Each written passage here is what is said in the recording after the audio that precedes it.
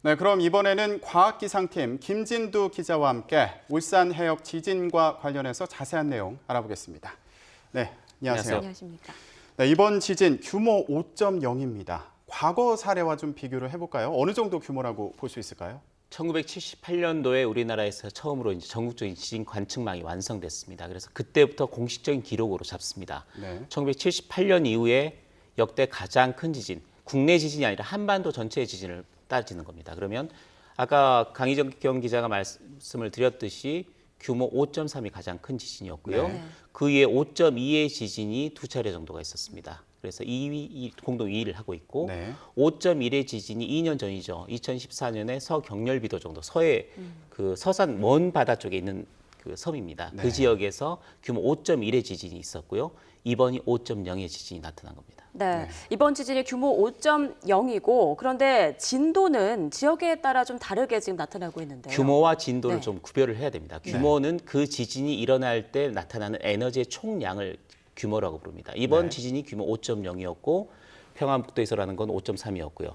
일본 동일본 대지진 2011년도에 기억하실 겁니다. 일본의 대지진이라고 부르는 규모, 그때가 규모 9.0이었습니다. 네. 그런데 그러니까 그 지진을 일으키는 지진의 강도 전체를 에너지의 양을 규모라고 한다면 네. 진도라는 것은 진앙에서 가까우면 가까울수록 더 많이 흔들립니다. 지진이 처음 발생하는 위치의 에너지가 가장 많이 크거든요. 네. 그러니까 가까우면 가까울수록 진도가 커지고 진앙에서 멀면 멀수록 진도는 낮아집니다. 그러니까 가까이에 있을수록 흔들림이 심하고 멀리에 갈수록 흔들림이 덜하다. 이렇게 네. 이해를 하시면 되겠습니다. 그래서 네. 진도는 진앙에서 가까우면 더 많이 흔들리고 멀수록 적게 흔들린다. 네. 이런 겁니다. 네. 그러면 지금 가까울수록 이제 피해가 더 크지 않겠습니까? 그렇죠. 느껴지는 그 흔들림이나 이런 것들이 더 클 텐데 울산 지역에 계신 분들이 지금 진도가 4 정도로 나왔거든요. 그렇다면 또 한편으로 우려되는 게 그 지역에 원전 시설들이 있지 않습니까? 그렇죠. 좀 피해가 있지 않을지 좀 걱정되는데 어떻게 봐야 될까요? 진도 4 정도라면 어느 정도의 흔들림이냐? 네. 건물이 흔들리고 그 안에 있는 물건들이 떨어질 정도의 흔들림이 규모 네. 진도 4입니다. 네. 그러니까 진도 4 정도를 울산, 부산 지역에서 느꼈기 때문에 건물 안에 있는 분들이 놀라서 대피하는 수동이 벌어진 거고요. 네. 굉장히 많이 놀라셨겠죠. 네. 그런데 그 진도 4 정도의 흔들림 정도는 원전에는 큰 영향이 없습니다. 실제로 네. 그 결과가 나타난 것도 마찬가지고요. 네. 실제 원전은 한번 사고 나면 엄청난 그 피해를 주기 때문에 굉장히 안전성을 강조를 합니다. 그래서 최근에 지어지는 그 원전 같은 경우는 뭐 완전히 환산하기는 어렵습니다만 바로 지하에서 규모 6, 7 정도의 지진이 일어나도 버틸 수 있을 정도. 네네. 그 정도의 안전성을 담보하기 때문에 진도 4 정도, 그러니까 건물이 흔들리고 물건이 떨어질 정도의 진도에서는 네. 현재 가동 중인 원전에서는 큰 영향은 없습니다. 네. 그러니까 지금까지 관측 이래 5번째, 역대 그렇습니다. 5번째 가장 큰 지진이라고 하지만 다행히도 지금까지 인명피해나 재산피해는 확인되지 않고 있는데요. 그리고 또 다행인 게 쓰나미 해일도 없었습니다. 이번 그 원인은 뭐라고 볼 수 있을까요? 보통 바다에서 큰 지진이 일어나면 해일이 일어납니다. 예. 네. 일본의 동일본 대지진 같은 경우에도 규모 9.0의 지진이 우리는 50km 정도 떨어진 해역에서 발생했는데 그때는 100km, 200km 가까운 해역에서 발생을 했거든요. 네. 근데 규모 9.0의 지진이 일어났기 때문에 수십 미터에 달하는 쓰나미가 해안가를 덮쳤거든요. 이번에도 규모 5.5 정도면은 어느 정도 해일은 나타날 수 있습니다. 네. 그런데 이번에 다행히 해일이 나타나지 않은 이유는 네. 보통 지진은 2가지 종류가 있습니다. 하나는 판과 판이 깨질 때 옆으로 이동하는 단층이 있고요. 옆으로 네. 이동하는 게 있고요. 하나는 이렇게 수직으로 이동하는 경우가 있습니다. 네. 보통 해일은 수직으로 이동하는 단층에서 나타납니다. 수직으로 이동한다는 것은 해양에서 수직으로 단층 이동을 하면 이만큼 땅이 꺼지는 거기 때문에 그만큼 물이 들어왔다가 올라가게 됩니다. 네. 그렇게 되면서 나타나는 현상이 해일로 파장이 전파가 돼서 덮치는 거거든요. 네. 다행히 이번 그 단층은 수평으로 이동했기 때문에 얕은 지형에서 바다에서 발생했지만은 네. 큰 해일 피해는 없었습니다.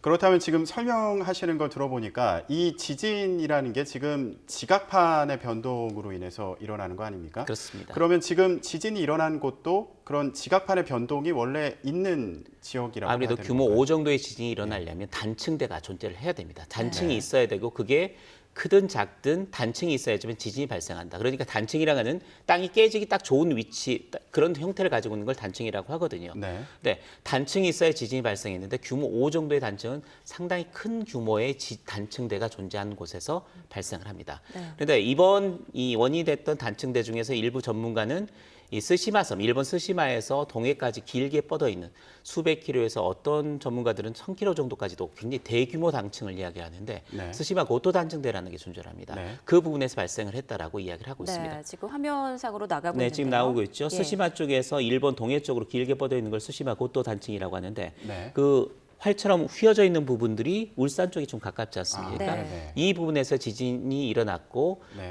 거기서 규모 5.0의 지진이 일어났다고 볼 수가 있는데요. 이게 또 재미가 있는 네. 이전에 비슷한 사례가 있었던 게 네.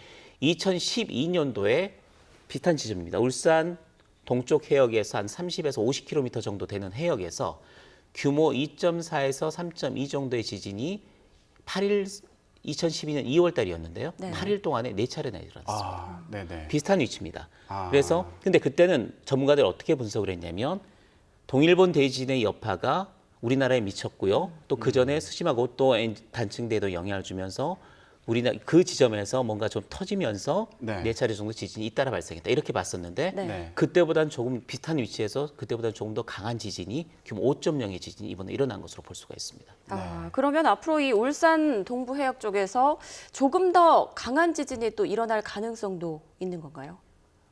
있다고 말씀드릴 수는 없지만 네. 배제할 수는 없습니다. 중요한 건 네네. 뭐냐면 단층대가 있기 때문에 지진이 일어날 수 있는 조건은 항상 돼 있는 거고요. 네네. 또 그 지진 단층대가 규모는 적지만 4차례 지진이 굉장히 짧은 시간에 빈발했고 네. 또 이번에는 좀 더 큰 지진이 발생했고 네네. 그렇다면 단층대가 활성을 띠고 있는 상태이기 때문에 또 굉장히 거대한 단층대에서 큰 지진이 일어나거든요. 따라서 규모 5 이상의 지진이 일어날 수 없다라고 단정할 수는 없고요. 일어날 가능성은 열어놔야 될 것 같습니다. 네. 이전에도 그렇게 짧은 기간 동안 여러 번 또 지진이 반복됐던 그런 적이 있었기 때문에 국내에는 그런 사례가 없습니다. 아, 한 네네. 지점에서 그렇게 막 잦은 지진이 8일 동안에 4차례는 없었고요. 네. 백령도 부근에서 한 달 정도에 걸쳐서 여러 차례 지진, 한 2달 정도에 걸쳐서 여러 차례 지진이 빈발한 적은 있지만 네. 8일 동안에 4차례 정도의 지진이 연속해서 나타난 적은 없었습니다. 네. 네. 그래도 그 단층대에서, 그러니까 그 지각층에서 앞서서 그런 경우가 있었기 때문에 이번에 또 이후에 추가적으로 나는 게 아니냐 이렇게 또 불안해하시는 분들도 계실 것 같은데. 아무래도 예. 단층대가 존재하고 그 부분에서 지진이 계속 났기 때문에 경계를 해야 되는 것만은 분명해 보입니다. 네. 그런데 또 걱정되는 것 중에 하나가 여진이 또 있지 않을까. 지금 네. 50여 분 만에 여진이 나지 않았습니까? 자, 이게 5.0이 본진이라고 합니다. 가장 네. 그 이상의 큰 지진, 5.0이 났는데 6.0이 되면 5.0은 전진이 되는 거고요. 네. 6.0이 본진이 되는 겁니다. 아, 네. 근데 본진보다 강한 여진은 없습니다. 아. 그러니까 규모 5.0의 지진이 일어났다면 5.0이 본진이라고 한다면 그보다는 규모가 작은 지진들이 여진입니다. 네. 그런데 1시간, 그러니까 51분 뒤에 규모 2.6의 여진이 한 차례가 발생했고요. 네. 보통 규모 5.0 정도면 한 2~3시간 내에 2~3차례 정도는 여진이 일어나는데 규모 2에서 3 정도, 네. 지금 한 차례 정도밖에 나타나지 않았고요. 예.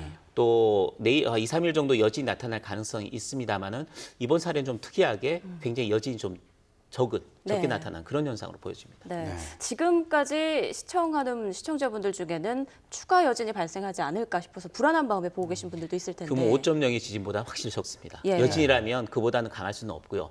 그렇지만 규모 2에서 2.5에서 3 정도의 지진이 있다면 부산, 울산 지역, 아까 네. 굉장히 많은 흔들림이 느꼈던 그렇죠. 지역에서는 예민한 분들이라면 어느 정도 흔들림을 느끼실 수 있을 정도는 되지만 네. 규모 5, 아까 굉장히 놀라셨던 그거보다는 강도는 예. 굉장히 약해질 겁니다. 네. 어찌됐건 이번 지진으로 한반도도 지진의 안전지대는 아니다라는 걸 다시 한번 느낀 분들이 많을 것 같은데요. 만약에 지진이 또다시 발생한다면 일반적으로 좀 어떻게 빠른 시일 안에 좀 대피를 하는 게 가장 좋을까요? 우선은 중요한 게 그 일본 같은 경우에는 지진 대피 요령 중에 가장 중요한 게 흔들림이 느껴지면 탁자 밑으로 먼저 숨어라. 네, 그리고 그렇죠. 진동이 잦아들면 대피해라는 식으로 돼 있습니다. 예. 하지만 우리나라는 그렇게 하면 안 됩니다. 일본은 대부분이 그 태풍도 많고 또 지진도 많은 나라이기 때문에 고층 빌딩은 그렇게 많이 찾아볼 수가 없고요. 또 고층 빌딩은 내진 설계가 다 돼 있습니다. 낮은 건물들은 대부분 목조주택입니다. 네. 그러면 탁자 밑에 숨어 있더라도 지진에 굉장히 심한 지진에서 건물이 무너지더라도 목조주택이기 때문에 살아남을 가능성이 있습니다. 네. 하지만 우리나라의 낮은 주택들은 대부분 콘크리트 그렇죠. 건물입니다. 네. 따라서 탁자 밑으로 숨었을 때 그게 생명을 보호할 수가 없습니다. 따라서 우리나라는 뭔가 진동이 느껴지면 최대한 빨리 바깥으로 대피하는 게 현재로서는 가장 좋습니다. 그렇군요. 일본하고 우리나라 상황이 네. 다릅니다. 그 아까 시청자 여러분들 전화 연결할 때를 보면 다들 많이 이제 불안하셨는데 네. 어쩔 줄을 몰랐다는 그렇죠. 분들이 많으시더라고요. 밖에 그게 우리나라는 대피를 지진이 못하고요. 그렇게 예. 잦지가 않기 때문에 가장 중요한 문제가 지진 대피 요령이 제대로 교육이 안 돼 있습니다. 네. 우선은 아까 말씀드렸듯이 우리나라의 지진 같은 경우는 탁자 밑으로 숨는 것이 아니라 뭔가 흔들림이 느껴져도 바깥으로 먼저 대피하시는 게 가장 중요하고요. 네. 대피를 못했다면 화장실로 대피를 하시는 게 그 다음 수순입니다. 아, 왜 화장실로? 화장실은 네. 물이 있습니다. 네. 그러니까 물이 있다면 생존의 가능성이 높아지죠. 아, 예. 그러니까 무너지더라도 어느 정도 공간만 있다면 충분히 또 목욕 그 화장실 안에는 특별히 넘어져서 사람을 다치게 할 만한 그런 물건들이 가구들은 별로 없죠. 없거든요. 예. 네네. 그리고 물이 있기 때문에 생존의 가능성이 가장 높아지는 공간이 바로 화장실입니다. 네. 그리고 평소라도 어느 쪽으로 어떤 식으로 그 정전 큰 지진이 일어날 경우 정전이 일어난 경우가 많거든요. 네. 그러니까 대피로를 미리 확인하시고 또 그다음에 어느 쪽으로 대피를 하는 공간, 큰 공간 같은 거, 지진에 안전한 넓은 곳이 어디에 있는지 그런 네. 것도 미리 확인해 두시는 게 굉장히 중요합니다. 네, 네. 일단은 바깥으로 대피하라. 대피하지 못했을 경우에는 화장실이 그다음에 차선책이다라고 말씀해 주셨습니다. 네. 그런데 오늘 또 어제 이어서 이제 시청자 제보들의 내용을 들어보면 일반 뭐 공원이나 단층 건물들보다 아파트 고층에서 더 많은 흔들림을 좀 느낀 것으로 전해지고 있는데요. 이게 좀 다른 건가요? 아무래도 그 지진이라는 것은 땅을 흔들어 버리는 겁니다. 예. 땅이 흔들어 버리기 때문에 고층 건물이 가장 많은 흔들림을 느낄 수밖에 없습니다. 단층 건물 또는 일반 공원에서는 아마 흔들림을 거의 못 느끼신 분들도 많았을 겁니다. 하지만 네. 단층 건물은 그만큼 더 흔들리고요. 고층 건물은 훨씬 많이 흔들립니다. 네. 따라서 높이 올라가면 올라갈수록 더 위험해지는 거고요. 그렇기 때문에 내진 설계가 더욱 중요합니다. 네.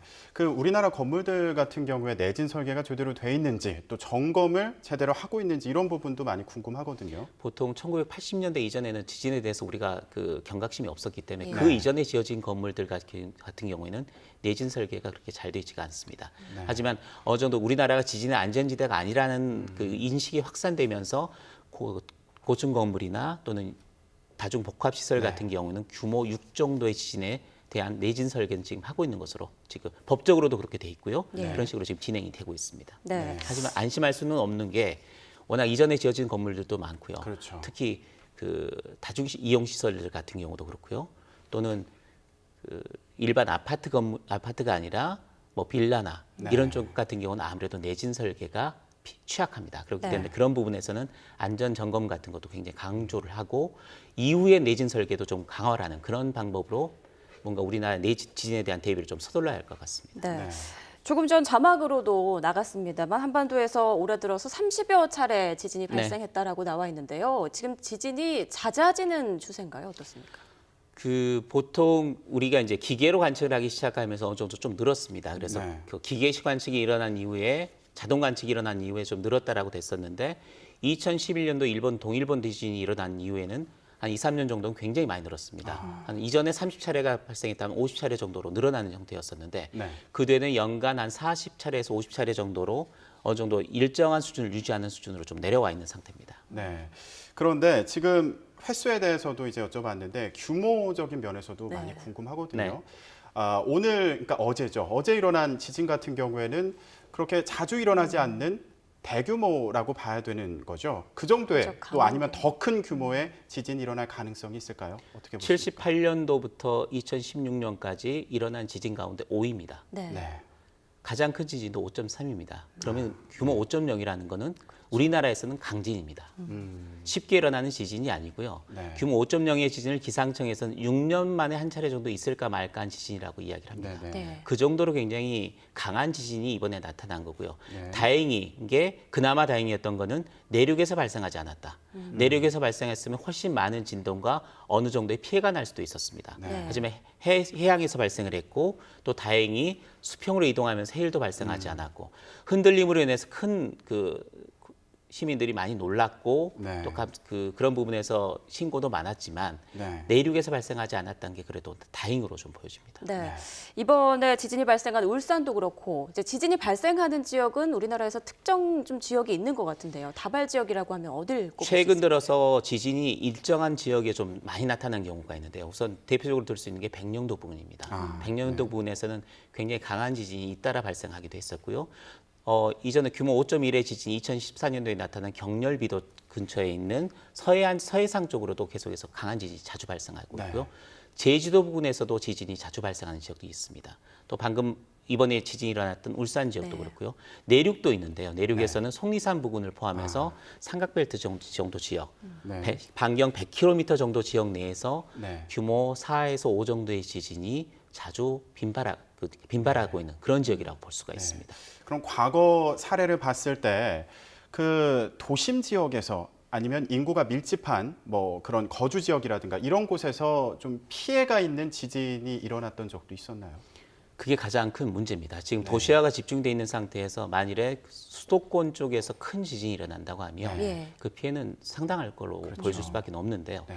지금 현재 관측이 시작한 1978년 이후에 그 정도의 지진이 도심 근처에서 나타난 예는 없습니다. 하지만 역사 기록을 보면 연세대 홍태경 교수가 연구한 결과에 따르면은 네. 과거 조선 왕조실록이나 이런 데 지진 기록들이 남아 있습니다. 네. 그런 기록들을 보면 수도권 근처에서도 지진이 발생한 예도 있었고요. 네. 또 이전 경주 부근에서 발생한 예도 있었고요. 그러니까 내륙에서도 큰 지진이 발생했는데 역사에 나타나 있는 그 기록을 현대 관측 기록으로 바꾸어서 규모를 산정을 해보니까 규모 6에서 7 정도의 지진도 있었다라는 게 홍태경 교수의 주장입니다. 따라서 그 논문 결과를 연구 결과를 믿는다고 한다면 내륙에서도 빈도가 잦지는 않고 몇백 년 만에 한 차례 정도의 지진일 수는 있으나 규모 6이나 7 정도의 지진이 나타나지 않는다. 한반도에 나타나지 않는다라고 단정 지는 거는 너무 문제가 있을 걸로 보여집니다. 네. 네. 그에 대비해서 우리나라의 대처나 준비는 지금 거의 안 돼 있는 상황인 것 같은데요. 내진 설계는 네. 어느 정도 좀 준비가 되고 있고 어느 예. 정도 갖춰가고 있는 걸로 보여지고요. 제가 보기 가장 심각한 거는 국민들이 지진에 대해서 둔감하다는 거. 그리고 아까 말씀하셨듯이 지진이 발생했을 때 내가 어떻게 해야 되지라는 걸 정확히 모른다라는 게 가장 중요한 겁니다. 그렇죠. 따라서 그런 부분들 학생 때부터 지진에 대한 일본과 다른 우리만의 지진 대처 요령을 만들어서 빨리 전파를 하고 그런 의식들이 확산되도록 노력을 해야 될 것으로 보입니다. 네. 네. 또 아까 시청자 전화 연결 중에 어떤 시민께서는 이게 지진인지 아닌지 몰라서 그렇죠. 어디를 찾아봐도 내용이 없고 이제 YTN에 전화를 해서 그제서야 지진인 걸 알았다라는 말씀을 해주셨었거든요. 네. 그러면 시민들이 헷갈릴 때는 어디를 통해서 정보를 알 수 있는 건가요? 아무래도 기상청 전화나 방송이 가장 빠를 것 같고요. 예. 네. 다행히 기상청하고 안전처 쪽에서 어떤 제도를 지금 도입을 하고 있냐면 지진 조기 경보제라는 걸 지금 도입을 했습니다. 네. 2015년부터 도입을 시작을 했고 2020년이 되면 지진이 일어난 지 10분 이내에 지진 위치를 정확히 지진 규모와 위치를 파악을 해서 진앙지로부터 멀지만 어느 정도 대피할 수 있는 시간이 있는 지역이다 먼저 알려주는 겁니다. 네. 그래서 네네. SNS를 통해서 알려서 그 지역에 있는 분들이 지진 흔들림이 오기 전에 미리 대피할 수 있는 그런 네. 시스템을 지금 구축하고 있기 때문에 네. 그런 부분들이 갖춰진다면 시민들이 놀라서 우왕좌왕할 수 하는 그런 상황은 사라질 것으로 보여집니다. 네. 지금 말씀을 쭉 들어보면 과거의 기록을 통해 볼 때도 더 큰 지진이 있었다는 기록도 있고 앞으로도 어떻게 될지 장담을 할 수는 없는 상황 아니겠습니까? 그런 만큼 내진 설계가 제대로 돼 있는지 점검도 필요하고 또 시민들에 대한 안전 교육도 상당히 중요한 그런 상황으로 보입니다. 그런데 또 궁금한 게 만약에 지진이 난다면 일단 밖으로 대피를 해야 된다고 이제 네. 설명을 들었는데요. 혹시 대피할 수 있는 시설 같은 것들이 마련되어 있는 곳도 있나요? 대피할 수 있는 시설은 특별한 게 없습니다. 오히려 건물로 들어가면 안 되죠. 네. 가장 중요한 거는 공원이나 아니면 학교 운동장 쪽에 우선 대피를 하는 게 가장 좋습니다. 네. 주변에 아무것도 없는 없는 게 곳으로 가장 가야겠군요. 좋습니다. 네. 알겠습니다. 그렇다면 마지막으로 그 시청자분들이 가장 걱정하는 게 어떻게 해야 될지 이 부분을 간단하게 한 번만 더 정리해서 설명을 좀 해주시죠. 네. 우선 지진이 언제든 발생할 수 있다. 계속 말은 나옵니다만은 우리나라도 지진의 안전지대는 아닙니다. 지진은 언제든 발생할 수 있고 그게 내 지역이 될 수도 있다라는 걸 명심을 하시고요. 네. 우선 처음은 지진이 나타났을 때 어떻게 대처를 해야 되는지 아까 두 가지를 말씀드렸습니다. 우선은 바깥으로 피하시고 아니면 화장실로 대피하시라. 두 번째는 큰 지진이 일어나면 정전이 일어날 수 있기 때문에 대피로를 미리 지진이 일어나서 정전이 됐을 때 어디를 통해서 나갈 수 있는지를 미리 확보를 해주시고 또 주변에 공터가 어디에 있는지 내가 대피를 했을 때 어디 쪽으로 가야지 내 생명을 지킬 수 있는지를 미리 대피를 확보를 하는 게 가장 중요합니다. 네. 앞으로 이런 안전수칙 잘 명심하시면 좋겠습니다. 네.